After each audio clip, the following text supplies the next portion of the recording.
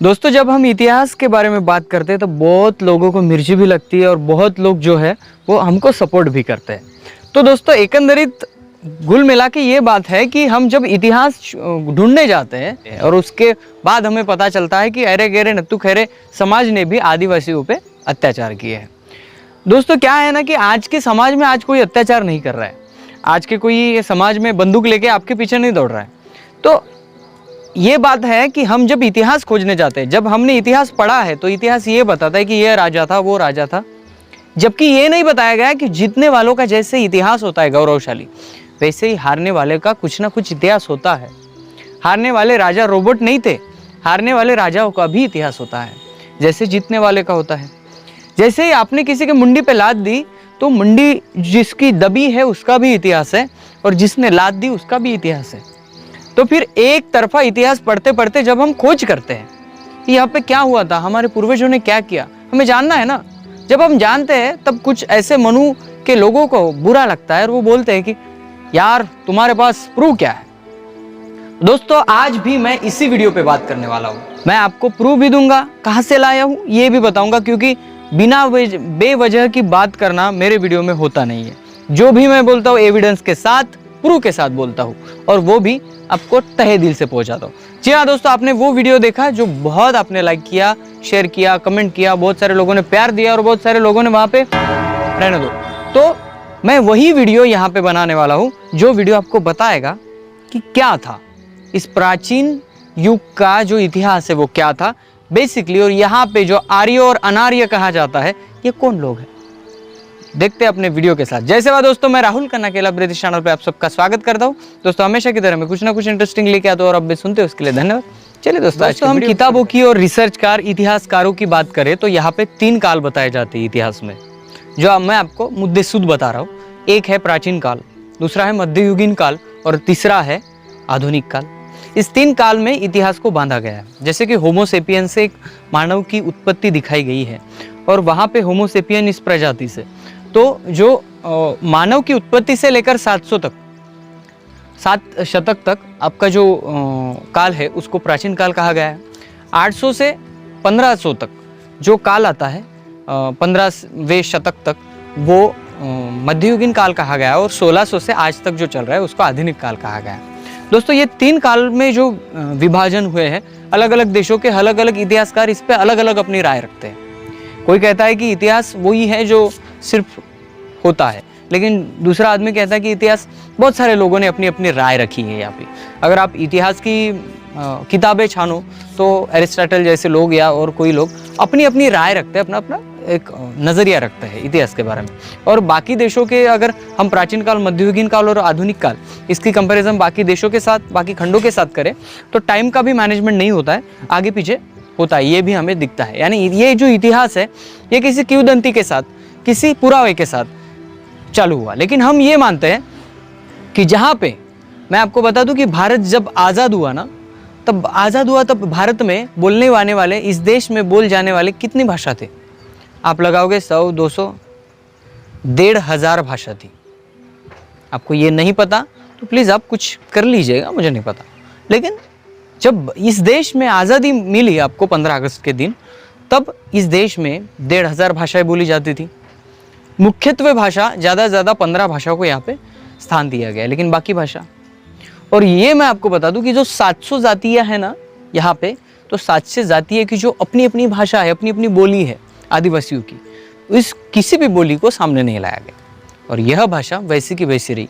और फिर एजुकेशन प्रणाली और यहाँ का सिस्टम, बाकी जिस भाषा को मान्यताएं मिलने लगी उस भाषा को अपनाने लगा और बाकी भाषा पीछे छूटती गई। और मैं आपको बता दूं कि कोया भाषा जो मैं बोलता हूँ उसमें अनेक प्रकार के गोंडी भाषा आता है। जैसे कि महाराष्ट्र में गोंडी थोड़ी सी अलग प्रकार की बोली जाती है, तेलंगाना में थोड़ी अलग प्रकार की, सिरोंचा एरिया में थोड़ी सी अलग प्रकार की गोंडी तो बोला जाता है, लेकिन थोड़ी थोड़ी विभिन्न होती है। इन सभी भाषाओं को कोया भाषा कहा जाता है और ऐसे कोया भाषा को बहुत बखूबी तरीके से इसको मिटाया गया है और आज भी चल रहा है। और मैं पहले की वीडियो में जो बताया वो भी आज डायलॉग पहले देता हूँ। डॉक्टर बाबा साहब आम्बेडकर ने ये बताया था कि किसी समाज को खत्म करना है तो पहले उसके लैंग्वेज को खत्म करो, अपने आप वो समाज खत्म हो जाएगा। दोस्तों जब हम इतिहास के अनुसार चले तो सप्त सिंधु जो प्रदेश है वहाँ पे आर्य का उगम होता है, यानी वो ऋग्वेद काल दिखाया जाता है। तो ऋग्वेद काल के जो इनके थोर ज्ञानी महापुरुष वगैरह वगैरह ये कौन थे? मनुस्मृति वाले उद्गाता मनु साहब। और मनु साहब की जो इतिहास में कोई झलक तो नहीं दिखते, लेकिन उनका बहुत प्रभाव है इस वेदों पर या इस ग्रंथों पर। तो मनु साहब ने इसका प्रारंभ किया, ऐसा भी हम बोल सकते हैं और नहीं भी बोल सकते, जाने दो। तो ये जो प्रदेश है सप्त सिंधु के प्रदेश में आर्य का प्रारंभ दिखता है हमें।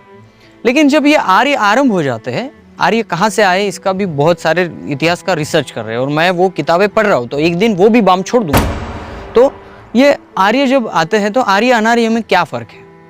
बहुत सारे लोग तो कहेंगे अभी आर्य कहाँ से लाए उठा के, कहाँ से आए मुझे बताओ। बताऊंगा, रुको, चैनल देखते रहो, सब्सक्राइब भी करना है आपको। तो मैं ये बता रहा हूँ कि जब आर्य और अनार्य में क्या फ़र्क है। क्या अनार्य यानी सिर्फ आदिवासी हो गया और आर्य यानी वो सिर्फ वो लोग हो गए जो भाग के आए थे? ऐसा कुछ नहीं है दोस्तों। जैसे कि आज की जनरेशन जो भी है उनकी कोई गलती नहीं है, वो आज लोकतंत्र के माध्यम से चल रहे हैं, मैं सीरियसली बात कर रहा हूँ। और ये जो हम इतिहास खोजते हैं ना, इस इतिहास में अगर कोई चंपू मिल जाए तो खुद अपने पे नहीं लेना है आपको, वो इतिहास है यार, जाने दो, सुन लो, पढ़ लो, देख लो। आर्य जो बाहर से आए और यहाँ पे रहने वाले जो मूल निवासी है वो अनार्य, ये सीधी बात है। तो आपको सीधा लगना चाहिए कि किसी नदी के किनारे, किसी जंगल के, किसी पहाड़ों पे, किसी चट्टानों पे ज़्यादा से ज़्यादा लोग यहाँ पे आदिवासी रहते थे। तो यहाँ पे दमन हुआ, शोषण हुआ आदिवासियों का। मैंने पहले बताया कि ये लोग आने के बाद सीधा आक्रमण नहीं किए, इनमें इतनी हिम्मत तो नहीं थी। इन लोगों ने क्या किया, पहले देखा, यहाँ का निरीक्षण किया कि ये कैसे रहते हैं, इनके पूजा बोली भाषा, पूजा पाठ बोली भाषा संस्कृति पहनाव कैसा है, और इनके ऊपर राज करना है तो हमें क्या करना पड़ेगा। फिर प्लानिंग बनी, बिजनेस बना और वो बढ़ते गए। तो हमारी ये प्रॉब्लम नहीं है आज की वीडियो में। जब ये आए, इन्होंने बाकियों का शमन दमन किया और इनकी भाषा पहले से अवगत थी, पहले से लिखान अच्छा था, इनकी संस्कृति प्रगत थी, ऐसे बोलने में मुझे कोई हर्ज नहीं है। इनकी जो संस्कृति थी वो पहले से प्रगत थी। लेकिन प्रॉब्लम ये है कि आपकी संस्कृति कितनी भी डेवलप हो, लेकिन आप दूसरों पे जब हावी जो हो जाते हो तो आपको नकारा कहा जा सकता है। तो वही हुआ, आदिवासियों का यहाँ पे दमन शोषण शुरू हुआ। बहुत सारे ऐसे जो आदिवासियों की संस्कृति में से चीज़ें उठाई गई है, जैसे कि उल्टा स्वस्तिक, यानी आज जो आप शुभ लाभ करके लिखते हो उल्टा स्वस्तिक, वो स्वस्तिक आदिवासी यानी गोंडी संस्कृति से आया है, ये प्रूव हो चुका है। अगर नहीं हुआ है, आपको लगता है, तो प्लीज़ आ जाइए। बहुत पुरातन काल में उल्टे स्वस्तिक लिखे जाते थे जो गोंडी संस्कृति में, क्योंकि आपके अनुसार स्वस्तिक ऐसे घूमता है और हमारे अनुसार स्वस्तिक राइट से लेफ्ट होता है, इसलिए उल्टा लिखा जाता है। लेकिन वो क्या है, किस लिए वो, ये सब आप हम दूसरे वीडियो में देखेंगे। तो चलते हैं, मैंने उदाहरण के तौर पर आपको बताया था। तो आर्य अनार्य में जो संघर्ष हुआ, वहाँ पे बहुत सारे लोगों ने हथियार उठाए, यहाँ के मूल निवासी लोगों ने हथियार उठाए। फिर ये आर्य लोगों ने किसी राजा का आश्रय लिया, राजा को आगे किया, अपन पीछे रहे, ऐसे बहुत होते गए। और ये आर्य अनार्य संस्कृति साम्राज्य में जब विस्फोट हुआ और ये युद्ध हुए, कुछ कलह हुए, तब एक संस्कृति बीच में जन्म लेती हुई हमें नजर आई। वो संस्कृति ये है कि बहुत सारे अनार्य जो आदिवासी है उन्होंने इनका, और बहुत सारे आर्य लोगों ने इन्होंने इनका, ऐसी एक संस्कृति हमें नज़र में आती है। और वो संस्कृति है आज तक आने वाली भारतीय सभ्यता संस्कृति। इतिहास के इस सच्चाई को हमें मानना पड़ेगा। हम जो कहते हैं कि आदिवासी ज़्यादा से ज़्यादा बाहर धर्मों में क्यों दिखते हैं, तो ये भी पॉइंट है कि यहाँ पे जो आदिवासी, जैसे कि हम देखते हैं कि गोंडी लोग ना कुमकुम का इस्तेमाल नहीं करते, लेकिन फिर भी ये बात तो तय है कि गोंडी स्त्रियाँ जो भी शहरीकरण हुआ है, जो संस्कृति के बाहर रहती है और जिनका बाकी धर्मों को देख के जिनकी चाली रीति बदली है, परंपराएं बदले हैं, वो कुमकुम भी लगाते हैं। यानी ये भी हम मान सकते हैं कि जो आर्य और अनार्य में जो संघर्ष हुआ, उसमें जो नई जनरेशन आई वो इसको भी थोड़ा मानती थी, उसको भी थोड़ा मानती थी। बहुत सारे आदिवासियों की रीति परंपराएं आर्य में घुसे, आर्य की परंपराएं इधर आई, ये तो हुआ है और इसको हमें सभी को मानना पड़ेगा। तो मेरा कहने का मतलब ये है कि आर्य और अनार्य इनमें जो संघर्ष हुआ, जो बाहर से आए टीम वो आर्य है और यहाँ का मूल निवासी जो है अनार्य है। और मैं एक पॉइंट आपको बताऊं कि मेरे वीडियो में बहुत कहा जाता है तो मुसलमानों के खिलाफ नहीं बोलते। भाई आदिवासियों का, मूल निवासियों का मुसलमानों के खिलाफ भी उतना ही संघर्ष था जितना आप आर्य के विरुद्ध में था। लेकिन बात यह हुई कि मुसलमान जो लोग हैं, जो मुगल है, मैं किसी धर्म का नाम नहीं लूँगा, जो मुग़ल लोग हैं, मुग़ल लोगों ने यहाँ पे आक्रमण किया, इनके खिलाफ भी आदिवासियों ने बहुत शस्त्र उठाए और बहुत आदिवासी यहाँ पे मारे भी गए।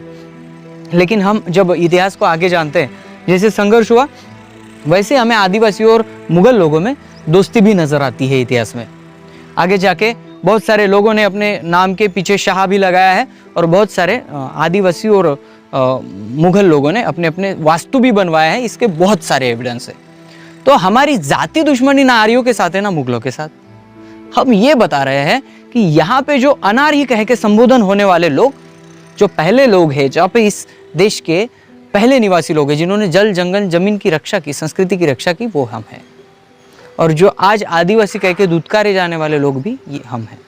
तो दोस्तों यहाँ इस वीडियो में किसी को दुखाने की बात नहीं है, तो इतिहास सीधा बताने की बात है। कभी कभी क्या होता है कि एंगल तिरछा हो जाने से हमें पता नहीं लगता कि इतिहास होता क्या है इसकी रियलिटी। और आज के वीडियो में आपको समझ तो आया होगा कि क्या हो रहा है और क्या नहीं हो रहा है। तो दोस्तों मैं एक बात यहाँ पे फुल्ली कहना चाहूँगा कि जो इतिहास है, चाहे मेरा परदादा नाकारा हो या आपका परदादा नाकारा हो, इतिहास तो इतिहास हो, बताना तो बताना पड़ेगा। और ये भी बताना पड़ेगा कि यहाँ पे होता क्या रहा है और आदिवासी संस्कृति पे बाहर लोग की संस्कृति कैसे हावी हुई। इस बीच जब आदिवासी और आर्य जो है लोग हैं, इनकी संस्कृति जब बीच में दूसरी संस्कृति आई तब एक हुआ, यहाँ पे बड़े बड़े सत्ताओं का उदय हुआ। जैसे कि सप्त सिंधु से बाहर होकर पूर्व भारत में जब आर्य लोगों ने अपना डेरा ठाना, तब सप्त सिंधु की तरफ आन लोग जो है उनका एक बहुत बड़ा राज्य बनता चला गया। जैसे कि गोंडवाना के 4 प्रमुख राज्य बने, वो गढ़ामंडला, चांदागढ़, देवगढ़ और खेरलागढ़ ये बने। और इसके बाद ये प्रदेश है, राजा एक राजा को दूसरे राजा हराने के लिए बहुत काम करने लगे, फिर ये संस्कृति का उदय हो गया। उसके पहले का मैं इतिहास आपको आज वीडियो में बता रहा हूँ, फिर बताऊंगा कल और परसों जो भी मुझे वक्त मिलेगा। वीडियो का दूसरा टॉपिक ये होगा कि आपको पता चले कि ये जब राजाएं बने तो यहाँ से कैसे दमन होता गया और यहाँ से आदिवासी क्या करते गए, आपको समझने में भी बहुत आसानी होगी। दोस्तों यह वीडियो इस बेसिक पे बनाया गया है कि गोंडवाना साम्राज्य का इतिहास, यह बहुत बड़ा किताब है और इसको लिखने वाले हैं शेषराव जी मड़ावी, जो बहुत बड़े इतिहासकार हैं। उनकी किताब से यह वीडियो बनाया गया है और आगे भी जो बनेंगे 2-4 वीडियो वो उनके ही किताब से बनेंगे। वो किताब जल्दी ही आपको अगर कोई मार्केट में चाहिए तो सर्च कीजिएगा, मिल जाएगा। और किताब पढ़िए, उसमें क्या लिखा है ये भी पढ़िए। अगर किसको लगता है कि तू बहुत गलती कर रहा है तो फिर वो किताब पढ़िए, नहीं मिलेगा तो मैं दिखा दूंगा। दोस्तों मिलते हैं अगले वीडियो अगले टॉपिक के साथ, तब तक के लिए जय सेवा, जय जोहार, जय आदिवासी, जय गोंडवाना, जय भीम।